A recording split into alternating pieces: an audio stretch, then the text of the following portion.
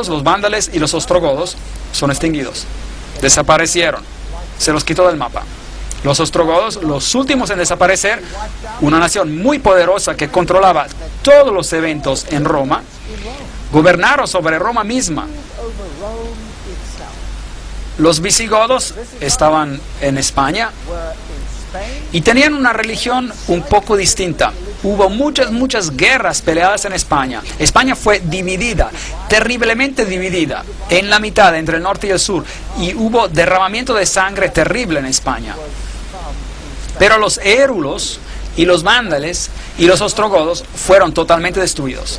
La historia trata de decirnos que estos tres pueblos fueron destruidos porque tenían una filosofía ariana, que significa que ellos propagaban la idea de que Cristo no tenía divinidad y que por eso fueron destruidos. Pero solo tenemos información de una fuente. Todos sus escritos, todo lo que escribieron fue destruido. Todas sus librerías han sido destruidas. Así que realmente no sabemos en qué creían. De hecho, los ostrogodos probablemente recibían su religión de Palestina y tenían una forma muy pura de cristianismo basado en la Biblia. Y es por eso que fueron destruidos. Pero no tengo tiempo para entrar a ese punto. Eso tomaría toda una conferencia, unas cuantas conferencias solo para este asunto. Así que concentremos en esta profecía. Así que como viste el hierro mezclado con barro, así se mezclarán por medio de alianzas humanas. Entonces, originalmente cuando Roma cayó fue dividida en 10 partes. 3 de ellas fueron finalmente destruidas. Y hoy tenemos lo que queda. Y estos se mezclarían por alianzas humanas. Tratarían de reunirse por endogamía, matrimonio entre parientes. Pero se unirían el uno con el otro como el hierro no se mezcla con el barro. Pero no se unirían el uno el otro. Entonces tuvimos grandes reyes de Europa tratando de reunir a Europa por medio de casamientos. Y por eso tuvimos a la reina Diana y al rey Federico tratando de hacer lo imposible para juntar a naciones. Así que aquí está el castillo de Federico en Dinamarca, donde los famosos reyes y reinas gobernaban. Daniel 2:43. Así como dices el hierro mezclado con el barro, así se mezclan por medio de alianzas humanas, pero no se unirán el uno con el otro, como el hierro no se mezcla con el barro. Tenemos la famosa reina Victoria y el rey Cristián. ¿Sabían ustedes que la reina Victoria era totalmente no inglesa? ¿Sabían ustedes que ella era alemana? ¿Sabían que ella hasta habló en alemán en su lecho de muerte? Al estar muriendo, su lengua nativa le regresó. Ella era una reina alemana. Y el rey Cristián de Dinamarca y sus descendientes se mezclaron con alianzas humanas. Todas las naciones se unieron, todos estaban juntos. Entonces diferentes reyes trataron de reunir a los reinos. Aquí tenemos el Papa coronando a Carlos, el gran Carlomagno, el rey del Santo Imperio Romano, porque supuestamente él había logrado reunir a Europa. Y en cuanto se puso esa corona en su cabeza, el reino cayó y fue dividido. Entonces por un momento nuevamente se juntarían y luego se apartarían otra vez. Y así que los Carlos y los Luises y todos estos reinos de la tierra y los gran reinos trataron de reunir a Europa. Y luego vino este francés, Napoleón Bonaparte, y su hermano era el gran maestro de la masonería en España. Muy interesante. Él era el gran maestro. Y todos ellos tenían conexiones privilegiadas en este sentido. Y él quería reunir a Europa. Y en la batalla de Waterloo, bueno, él se encontró con su derrota. Es una historia muy interesante. Vamos a estar hablando acerca de esto en más detalle. Todo lo que escuchamos no es necesariamente verdad.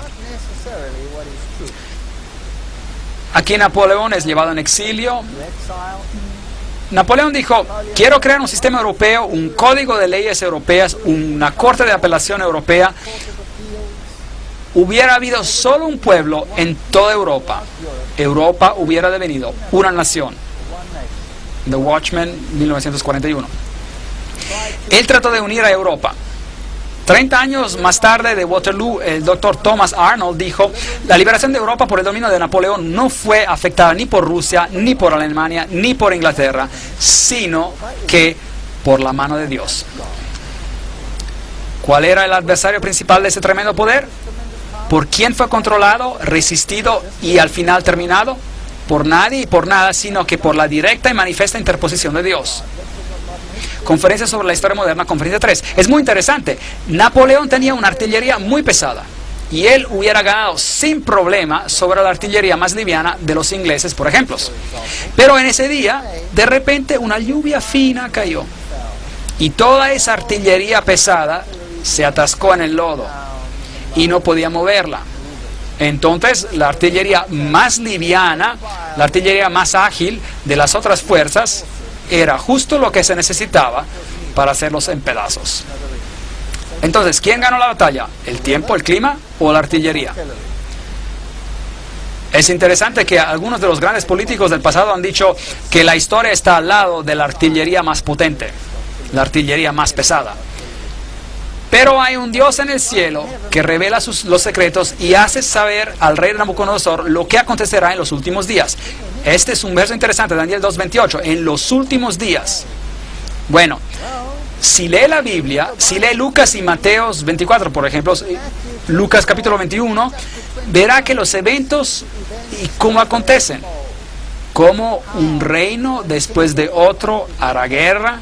Y en los eventos finales serán nación contra nación, reino contra reino, guerra, hambre y toda clase de cosas. Corazones aterrorizados. Eso es lo que la Biblia dice. Y el siguiente evento será, dice Mateo 24 y Lucas 21, la venida de Cristo en gloria. La piedra que pondrá fin a todos los reinos terrenales. Bueno, este era el emperador Guillermo, y él trató de poner fin a la división de Europa. Y aquí hay una historia verdadera muy interesante. En una catedral en Francia, en Metz, hay una estatua afuera de la catedral, y hay una estatua por aquí, del profeta Daniel, con su dedo apuntando a su rollo de pergamino, sus escritos. Muy interesante el profeta aquí. Y el emperador Guillermo estaba muy preocupado acerca de esta estatua. Y luego un día la catedral necesitaba reparaciones. El techo estaba roto y tenía que ser reemplazado. Y entonces le pidieron al emperador Guillermo por dinero para reparar la catedral. Y el emperador Guillermo dijo lo siguiente. Él dijo, ¿ustedes tienen una estatua de Daniel enfrente de la catedral? Y entonces obviamente él sabía lo que Daniel había dicho. Y obviamente estaba fastidiado con esa profecía. Entonces les dijo, les daré el dinero para reparar su catedral si remueven la cabeza de la estatua. Ahora recuérdense que esas estatuas están hechas por secciones. Y pongan mi cabeza encima de esta estatua. ¿Ustedes creen que lo hicieron? Eso es historia. Usted puede comprobarlo. ¿Piensa que lo hicieron? Sí lo hicieron. Ellos lo hicieron. Y ellos pusieron la cabeza de Daniel original en sus archivos y él les renovó el techo. Y luego por un tiempo la cabeza del emperador Guillermo estuvo sobre la estatua. ¿Y qué quería decir con esto? Él era como el Nabucodonosor de los tiempos antiguos. Él estaba diciendo, no me importa lo que dijo su profeta, yo lo lograré. ¿No era eso lo que estaba diciendo? No me importa lo que dice el profeta, yo lo lograré. Historia fascinante. Bueno, aquí ya está muerto, pero este no es él, ese es su perro. El texto dice en alemán, Senta begleitete seine Majestät den Kaiser im Weltkrieg 1914 bis 1918. Y traducido, su perro acompañó al emperador durante la Primera Guerra Mundial, 1914 hasta 1918. Y después de él se levantaría otro. Daniel 2:21, él muda los tiempos y las edades, quita reyes y pone reyes. Y si tú, emperador Guillermo, piensas que puedes poner tu cabeza en la estatua de Daniel diciendo, yo lo lograré a mi manera, y su Dios no podrá hacer nada sobre esto, te vas a morir y no lo lograrás. Y hay el resto de la historia. Ahora, esa historia es muy fascinante. Aquí había otro hombre. ¿Usted cree que entendía las profecías de Daniel? ¿Usted cree que estaba interesado? Adolf Hitler estaba interesado en el mundo del oculto como nadie ante él. Había dos quienes estaban muy interesados en el mundo del oculto. Uno era Napoleón. Napoleón, de hecho, envió toda una división de su ejército a Egipto para encontrar algo de la origen del poder de Faraón que arrojó su vara y que se convirtió en serpientes. ¿Sabían esto? Y es Francia quien descubrió ¿qué? En Egipto, ¿qué? La piedra Rosetta, por medio de la cual todos los jeroglíficos han sido descifrados. ¿No es esta una historia asombrante?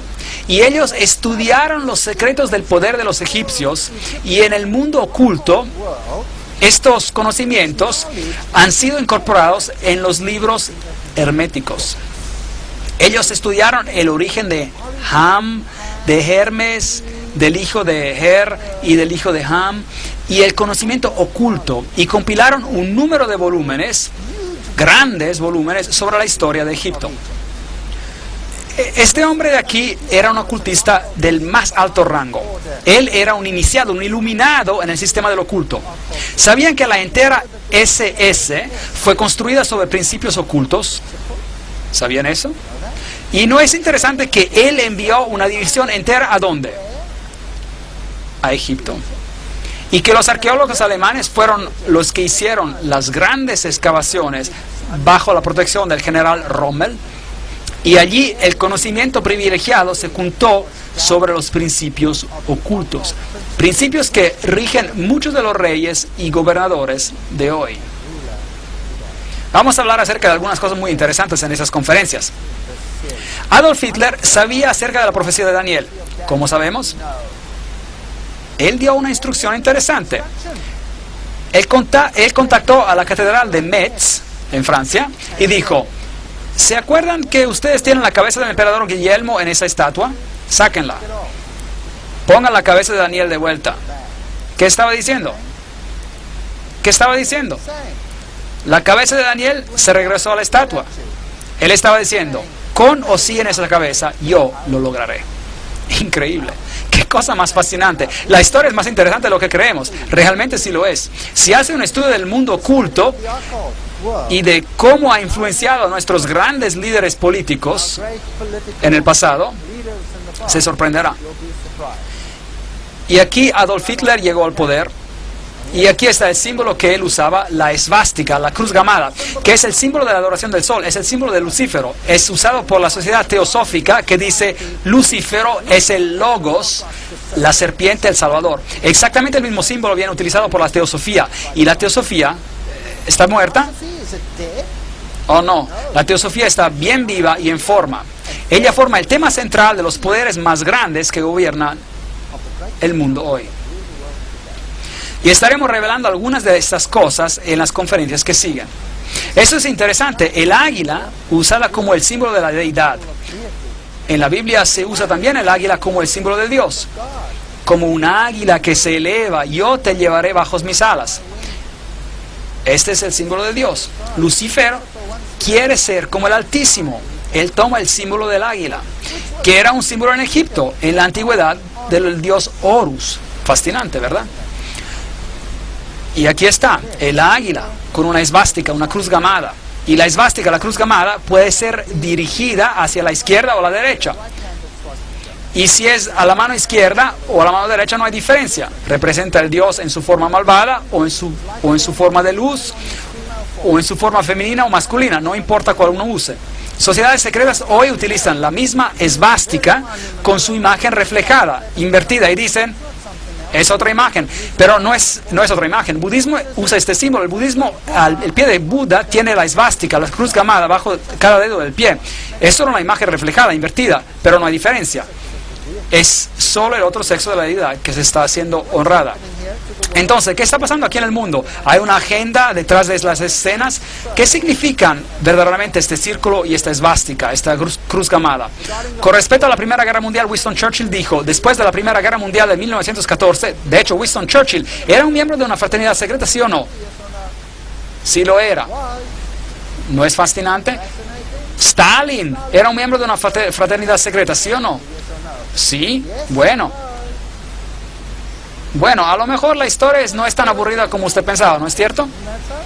Siempre pensé que la historia era aburrida cuando era joven, pero hoy la encuentro fascinante, juntando las piezas, increíble. Con respecto a la Primera Guerra Mundial, Winston Churchill dijo, después de la guerra de 1914 hubo una convicción profunda y una